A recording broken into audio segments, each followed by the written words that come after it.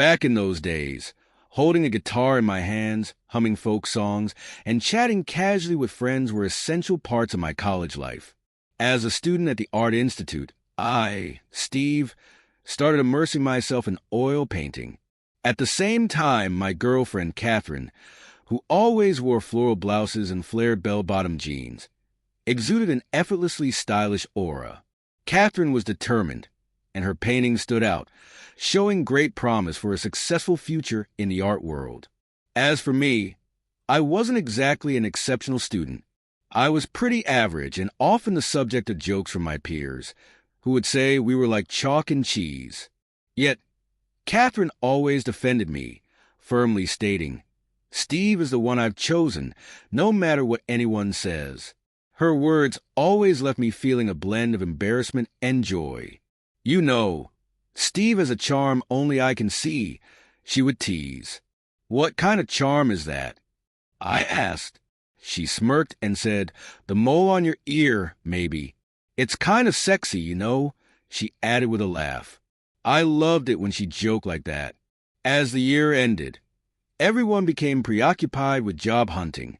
Catherine, however, was tirelessly promoting her artwork, determined to succeed as an artist. One day, she shared her excitement. "I've secured a spot to display my paintings at a gallery. The owner really likes my work." "That's amazing," I exclaimed. "Your paintings are genuinely captivating." Inspired by her dedication, I decided to pursue a career in painting rather than settling for a conventional job. "Steve, your sunsets have such a unique allure," she remarked one evening, her eyes glowing with admiration. "Yeah, I'm planning to sell more and more of my work," I replied, feeling motivated. "That's the spirit," she encouraged. "This sunset's passionate red hue is stunning. The vermilion stands out so beautifully." "Thanks," I said, feeling my creativity flourish with her support. I began dreaming of the day we could host our own exhibition. "It doesn't have to be extravagant," I said. "We'll showcase our best work and share our emotions and journey." At that moment, the future with Catherine seemed so bright. Our college days flew by, and after graduation, we lived together for about 3 years before getting married. We became a couple chasing the same dream.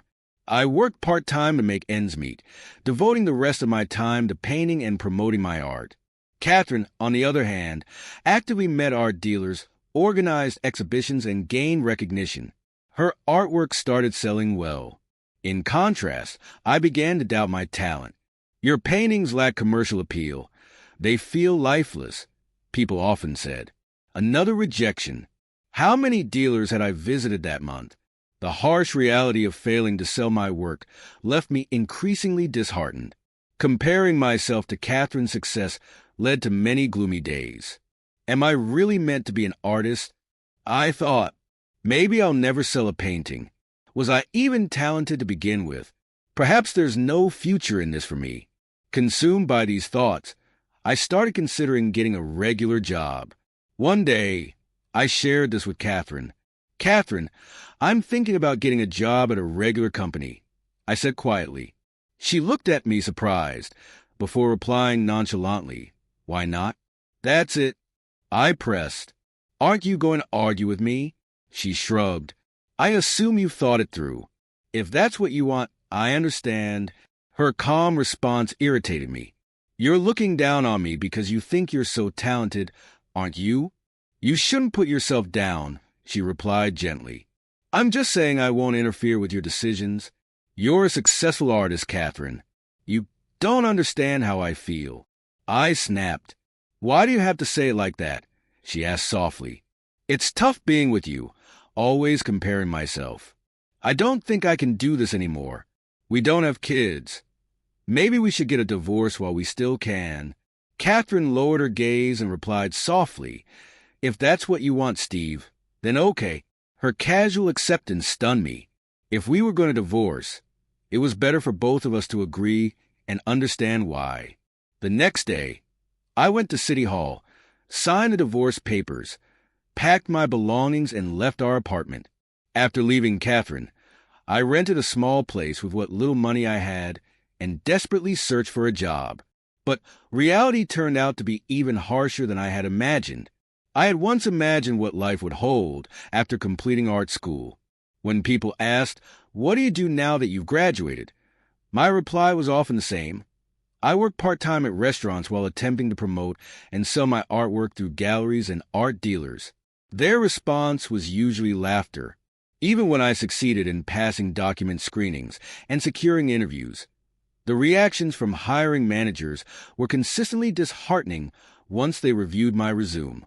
I couldn't help but wonder, why invite me to an interview if they're going to dismiss me like this? Frustration mounted as I calculated how many rejections I had endured that month alone. Job hunting seemed just as challenging as carving out a name for myself in the art world. Defeated, I mused, maybe I should settle for day labor. But just as I was on the brink of surrender, a printing company representative approached me, recognizing potential in my artistic background. "We've been searching for someone with design skills. Would you be interested in joining our team?" they inquired. "Thank you. I'll do my utmost," I responded, relief washing over me. Finally, my years of study and the principles of design I had absorbed in art school were bearing fruit. Grateful for the opportunity, I committed myself fully to my new role. From that point forward, I immersed myself in work, determined to recover lost time. My days were consumed by my job, leaving no room for socializing or outings with friends. Late nights became routine. Back then, overworking wasn't seen as a concern. It was simply part of the grind. Thoughts of relationships or remarrying were the furthest things from my mind. Whenever someone asked, "Steve, don't you ever plan on remarrying?" my mind would drift to Catherine. I wonder how she's doing now, I thought. Although I still harbored feelings for her, I knew we could never reunite. By then, I convinced myself she was probably with someone else and tried to accept that bittersweet reality. Before I knew it, for decades had elapsed since I started working. Suddenly, I was 65, preparing for retirement. The relentless passage of time stared back at me in the bathroom mirror. Thin, white hair and a face lined with wrinkles reflected a man I scarcely recognized. Although I contemplated leaving the company, they offered to keep me on as a contract worker.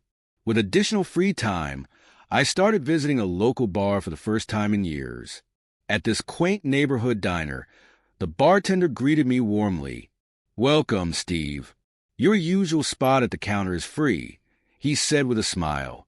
The establishment was managed by a kind lady who patiently listened to the stories of her regulars. One evening, she turned to me and asked, "Steve, you used to paint, right?" "You've mentioned it before."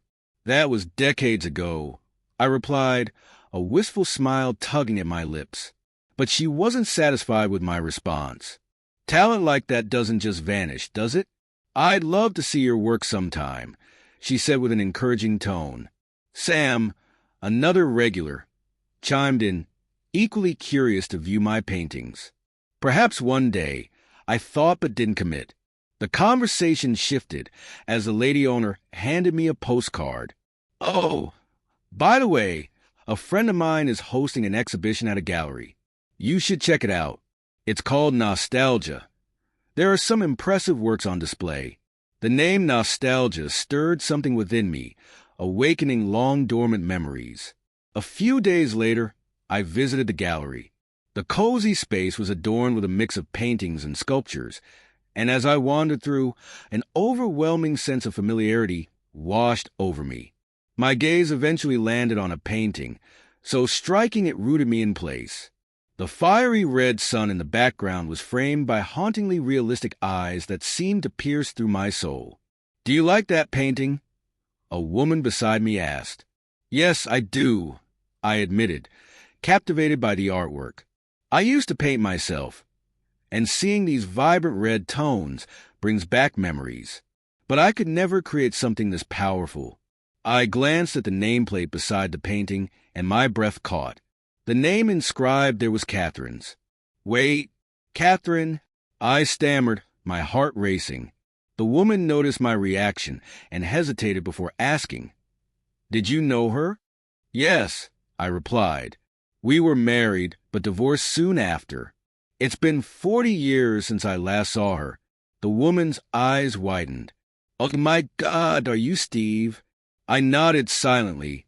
My voice caught in my throat. She exhaled deeply before continuing. This painting was created by Catherine. She passed away from cancer in her 30s. We're displaying her work today in her memory. I froze, unable to process her words. The woman added softly, she spoke about you until the very end. She regretted thinking that she might have stifled your talent. She always believed you felt cornered as she pursued her own art. I was overwhelmed. Catherine had been consumed with concern for me, and I had never realized it. The woman handed me Catherine's set of painting tools. These were hers. I'm sure she'd want you to have them. Holding the tools, I felt tears well up as I noticed the red paints were nearly used up. That vibrant red. It was as if Catherine's spirit lived on in those colors. Later that night, I set up a canvas and began to paint again. Memories of Catherine flooded back as my rusty skills returned. From then on, I embraced painting once more. Today, I showcase my work in a small gallery with one centerpiece. A large canvas of Catherine against a radiant red sunset, a glowing testament to our shared passion and her enduring spirit.